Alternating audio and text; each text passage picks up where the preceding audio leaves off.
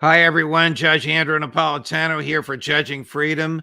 Today is Wednesday, March 27th, 2024. Our dear friend, Aaron Maté joins us now. Aaron, it's a pleasure. Thank you very much for being on the show. Since we were here last, the UN Security Council voted to ask for a ceasefire in Gaza, and the United States abstained. This is the fifth such vote. The first three, the United States vetoed. The fourth one, the United States offered it. It was so tepid and so meaningless that the Russians and the Chinese vetoed it. This fifth one, the vote was 14-0 to 1 abstention. As soon as the vote was taken, and the custom there is to allow the ambassadors to express their country's opinions briefly, the U.S. ambassador said, well, it's non-binding. And within an hour, Admiral Kirby, after much pushing and shoving verbally with reporters, basically said the same thing. Now, my understanding of the law, I mean, I'm obviously licensed to practice law. I'm not an international lawyer, but I can read documents, is that everything the Security Council does is binding. Not the General Assembly, but the Security Council. What's your take on all of this? The Biden administration's line was that because this was passed not under Chapter 7, that this is therefore non-legally binding. But that's the first time I've ever heard that argument. And there are plenty of legal scholars who said that it's meritless. But it's very clear that the Biden administration was trapped here. They've, as you've mentioned, vetoed several resolutions calling for a ceasefire. Then they put out this transparent scam where they are pretending to call for a ceasefire, when really the resolution that they put forward last week was basically reiterating the U.S.-Israeli position that at best Hamas should get a pause to the genocide, but they will not get a complete end to it. And so that was vetoed by Russia and China. And then, because there's so much global protest against Biden and Biden's facing protest at home, I think a decision was made that, all right, let's finally let this one pass so we can pretend as if we're on board with a ceasefire.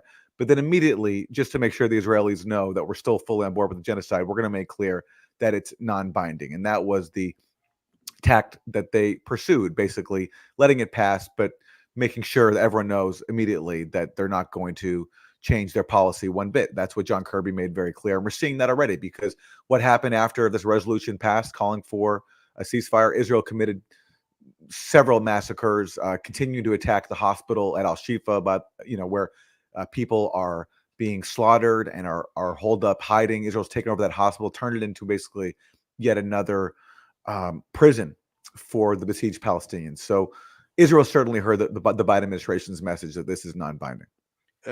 Chris, can you play the montage of the three UN ambassadors each speaking? They each speak for about 30 seconds or so after the vote was taken. We'll start with the American ambassador. We fully support some of the critical objectives in this non-binding resolution, and we believe it was important for the Council to speak out and make clear that our any ceasefire must come with the release of all hostages. The resolution just voted upon makes it seem as if the war started by itself. Well, let me set the record straight. Israel did not start this war, nor did Israel want this war. This must be a turning point. This must lead to saving lives on the ground. This must signal the end of this assault of atrocities against our people. A nation is being murdered. A nation is being dispossessed. And the only one that was truthful was the Palestinian representative. Of course, Israel wants the war, but Netanyahu wants the war. Smotrich wants the war. Ben-Gvir wants the war. Defense Minister Gallant, who's in the U.S. as we speak, wants the war. Now, in response to this, Netanyahu called Ron Dermer and the others back. They hadn't actually left. You're not going to go to Washington. Now he's changed his mind. He's asked for an invitation again. Is this a joke? Is this a game they play at the UN? Absolutely, it's a joke, and it works for both sides' favor, both the U.S. and Israel. The U.S. gets to pretend that they favor a ceasefire, even though they quietly slip in that the measure is non-binding. Notice how Linda Thomas Greenfield, the U.S. ambassador to the UN, delivered that line about it being non-binding. You have to kind of really pay attention carefully to hear her saying the words non-binding. She's trying to, she sort of speeds up as she says it, trying to slip it in there, because of course they don't want to be so forthright in saying that this resolution that they're not vetoing is still, in their opinion, toothless, that they're not going to actually respect it. So she tries to slip that in there. Then the Israeli ambassador, by the way, claims that this whole thing started on October 7th, as if there wasn't a multi-decade military occupation, the world's longest running military occupation going on by Israel in Gaza and the West Bank, as if that's non-existent, that history begins on October 7th. But yes, this is a joke. So the Biden administration gets to pretend as if they favor a ceasefire. And Israel gets to pretend as if they're defying the U.S., as if there's some rift, which always plays well for domestic audiences in Israel, because there's a sense in Israel that everyone's against them, including the U.S. So Netanyahu gets to pretend as if he's standing up to the U.S. and they have this big rift, and they're trying to, like everybody else, punish Israel. And that will actually benefit Netanyahu. So ironically, the Biden administration, which now claims to challenge Netanyahu, really actually is strengthening him in front of his domestic constituency. I mean, the Biden administration lies to Congress. You have written about this when it certifies that the IDF is complying with international law, certification it must make in order to send military gear over there, bypassing Congress. So they got to make 3 certifications. I suggest to you they're all lies. The first is this is an American national security matter. The second is this is an emergency and there isn't time to bring it to Congress. And the third is that the people we're sending this ammunition and these weapons to are complying with international law. And whoever signed that, the ones that I know about, Tony Blinken signed, I don't know if he signs all of these, is committing perjury. I 100% agree. And it just underscores that all these performative measures we've seen from the Biden administration and its allies in Congress, they're just there to whitewash the genocide. So, there already was the Leahy Law, which bans U.S. arms transfers to countries committing human rights violations. Israel wasn't following that. So then a group of senators got together and pushed forward this new national security memorandum that Biden signed and said he would comply with, which specifically requires Israel to certify that it's following international law and that it's not blocking aid into Gaza. And just this week, we got from Tony Blinken's State Department a new certification that, yep, Israel is totally in compliance, nothing to see here. And then they throw in some caveats to saying this is an active process. We're still determining this, but this is based on the information we have, what we're seeing. And of course, what's the consequence? Nothing. Are the senators going to do anything about this? Is anybody rescinding their votes for Israel's mass murder campaign? No. I mean, just recently, even Chris Van Hollen, the Democratic senator, has been very critical of Israel, called out their lies about UNRWA, the UN Agency for Palestinians. He even just recently voted to cut off funding for UNRWA. So does anybody take seriously the consequences of these lies? Or is it just those of us who have been critical of the Netanyahu government, the Netanyahu regime in Gaza? Somebody must take seriously the consequences of lying to the Congress and sending hundreds of millions of dollars worth of ammunition to Israel on a daily basis based on lies. I think the only consequence they care about is whether or not they're going to lose funding from AIPAC and related groups, and also whether AIPAC will target them if they don't play along, because that's what AIPAC does. Not only does AIPAC, the Israel lobby, wield leverage by funding campaigns, it also wields leverage by funding opponents of people who don't toe the party line, who don't line up behind arming Israel. So I think those are the only consequences these people care about, including supposed critics of Israel like Chris Van Hollen. Here's Congressman Ro Khanna. These are great questions he put to Secretary Austin. Well, you'll hear the questions and you'll see the Secretary's efforts to answer. Cut number 3, Chris.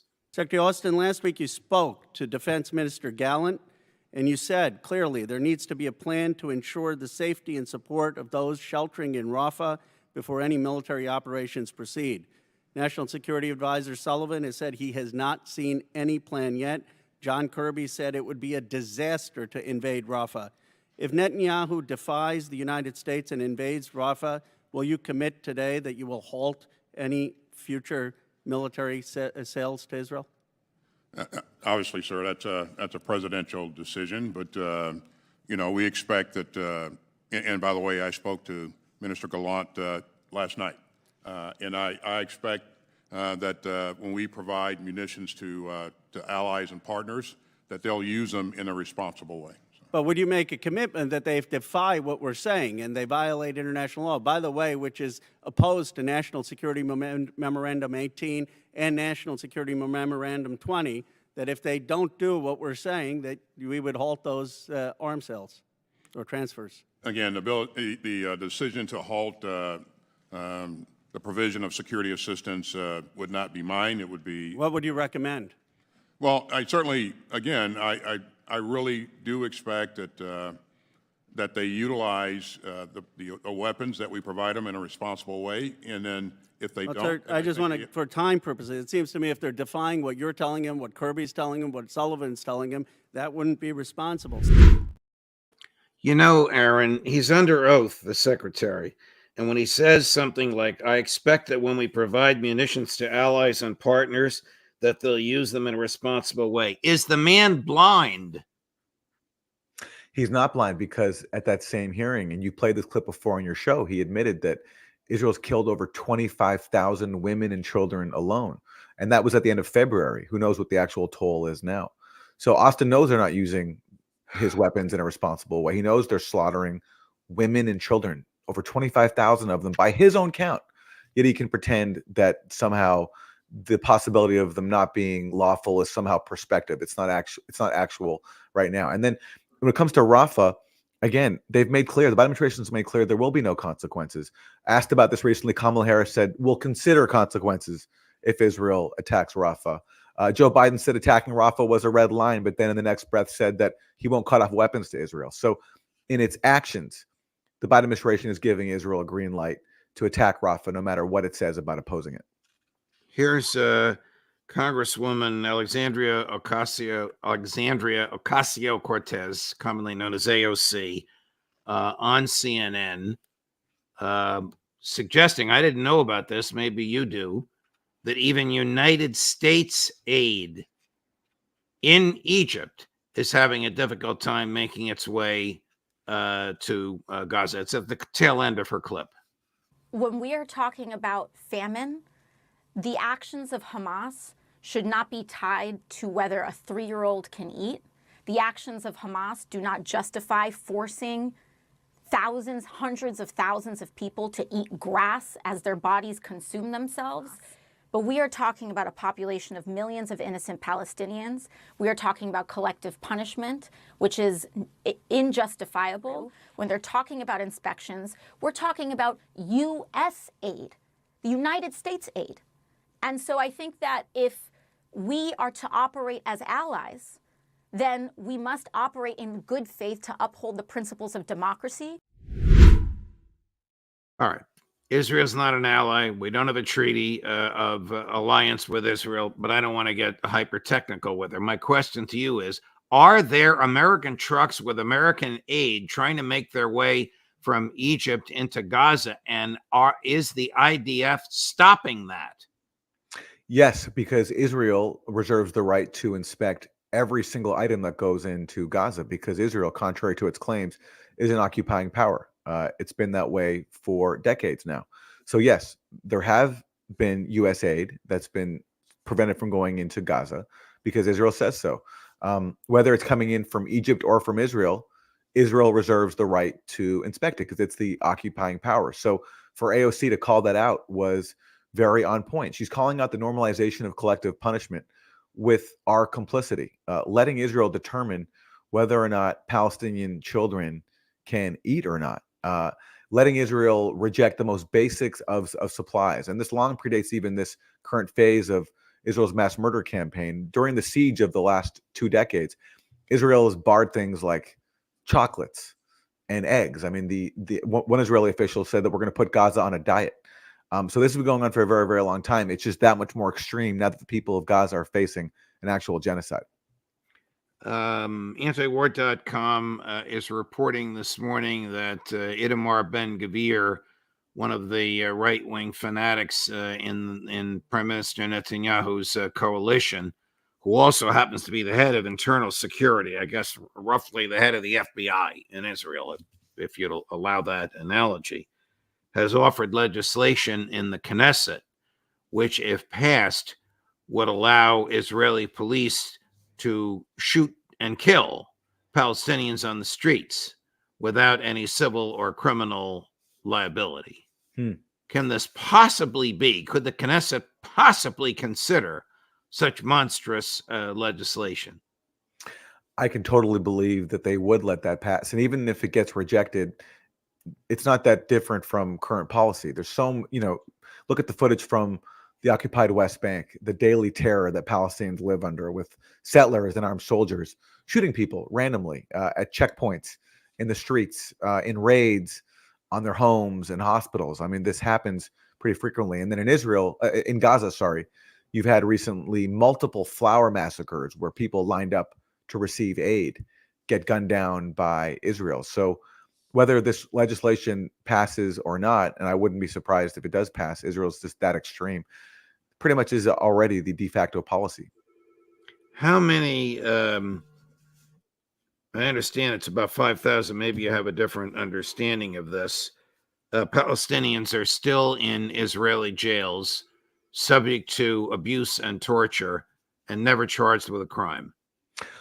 Oh, there's thousands of them, including many people who are under the age of 18, children. They were included in one of the first rounds of releases that happened early on in Israel's mass murder campaign. Remember, like, we had some prisoner exchanges, and so many of the Palestinians who were freed during those early rounds were children who had never been charged with anything.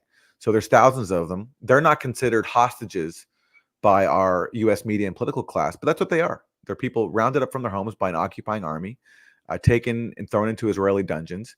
You also have, high-profile people like Marwan Barghouti, who's a Palestinian political leader, who he was convicted of being involved in the murders of Israelis, I think on pretty specious grounds. But regardless, he's also someone who really significantly has the support of multiple Palestinian factions. Hamas has called for his release, even though he comes from the Fatah faction of the Palestinian political movement, which is the PLO. He's called for using nonviolence, and he's called for resisting Israel through peaceful means. And Israel accordingly sees him as a very big threat because they don't want a nonviolent movement, and they certainly don't want someone who can unite all the Palestinian factions, because that's what allows them to keep ruling over the Palestinians and keeping their occupation going. So there are people not charged with anything, and then there are people like Marwan Barghouti who are just political prisoners who is being held and treated very terribly. There was recently some abuse allegations lodged against his jailers, and they want to keep him there and so many others because they don't want to see a cohesive Palestinian movement for freedom. Transitioning to Moscow. And by the way, as we transition, let me remind you, if you appreciate what we're doing, like and subscribe. You know what that does to the algorithms on the folks that carry this program. In your mind, is it rational to argue that MI6 and CIA were indifferent to what they knew was coming in the massacre at the Crocus Concert Hall? I totally do not blame anyone for believing that. These are the world's most cynical, nefarious people, these intelligence agencies. So it's very plausible to me that they would let something like this happen. They did warn. They did issue some public warnings about attacks on concerts. So that could be seen as a sign there that actually they were trying to alert Russia about something that they picked up. But more broadly, these groups like ISIS-K and other extremists like that, they've been allowed to fester and grow as a result of U.S. regime change wars. In Syria, for example, the U.S. admittedly watched ISIS grow.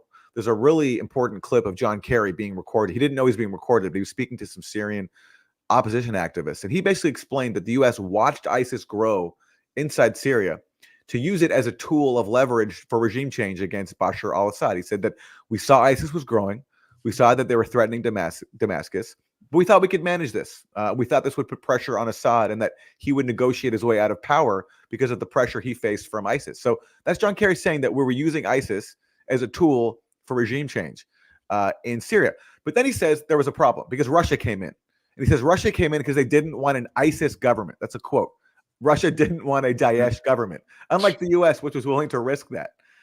So accordingly, it doesn't surprise me that ISIS would now try to target Russia because they want revenge for things like Syria, where Russia, contrary to the U.S., prevented an ISIS government in Damascus. And then also in Ukraine, you've had ISIS figures going there, not just after Russia invaded, but even in the years before. And in fact, on the front lines of the Donbass war, the war that began after the U.S.-backed coup in 2014, where now the new coup government was fighting against Ukrainians who were rebelling with the backing of Russia against the coup government, you had not only the neo-Nazi Azov battalion, but you also had Islamic extremists fighting on the front lines on behalf of the Ukraine government.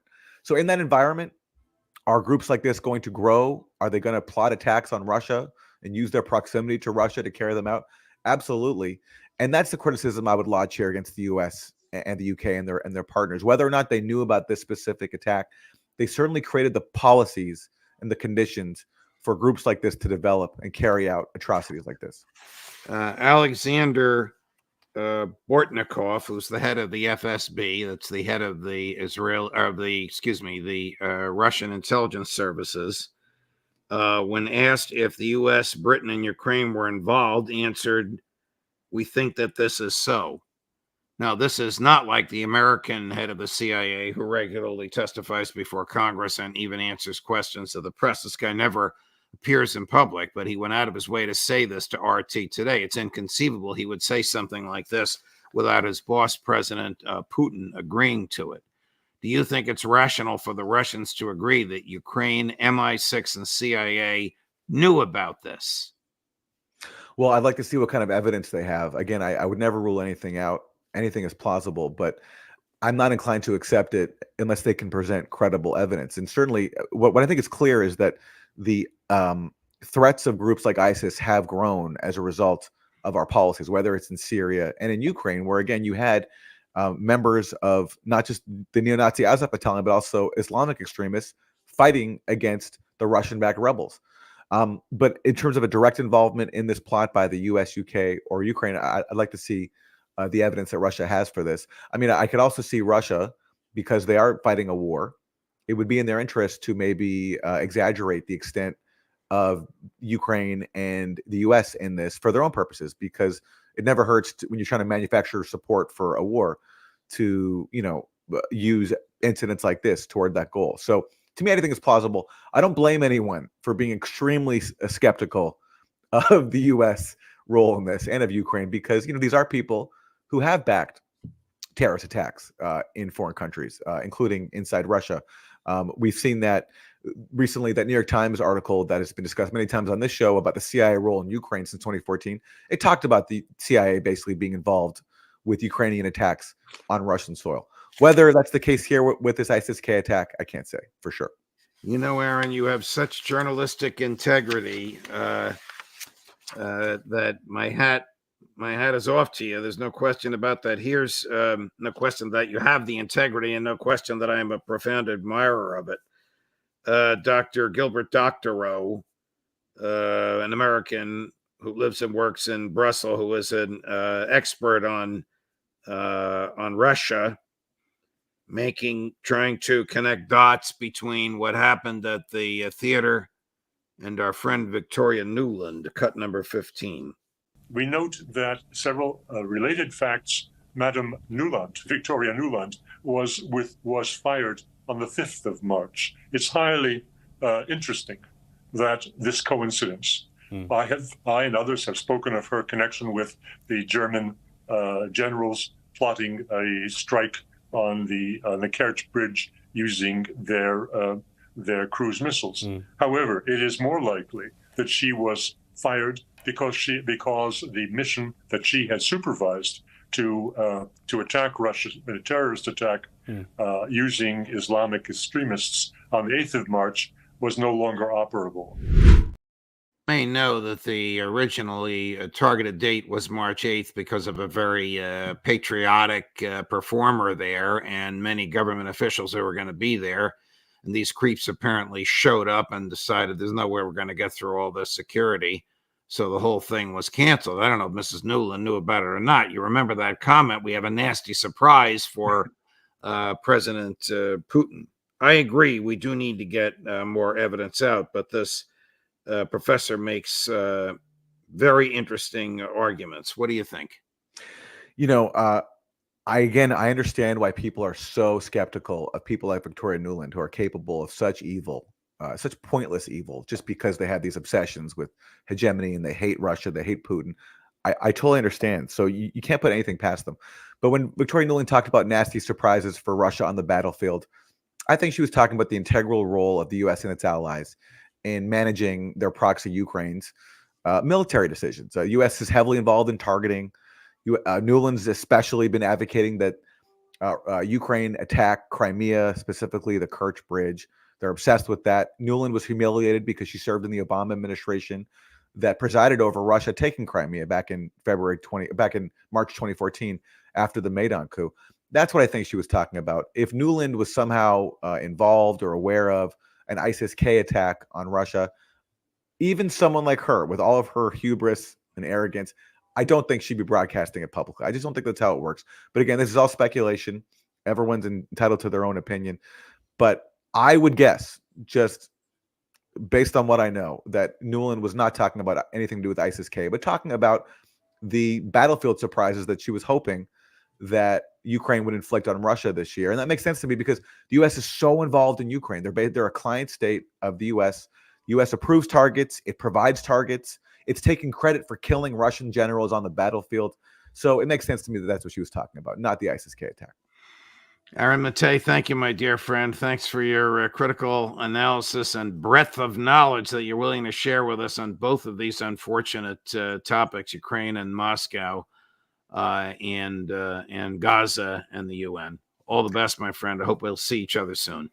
Thank you, Judge. Thanks for the opportunity. See you soon. Of course. Coming up at 5 o'clock Eastern, Professor John Mearsheimer. If you like what you saw with Aaron Maté, like and subscribe. More of it is coming. And at 11 o'clock tomorrow morning, Thursday morning, Holy Thursday, Scott Ritter with the results of his research on the attack on the Moscow concert hall. Judge Napolitano for Judging Freedom.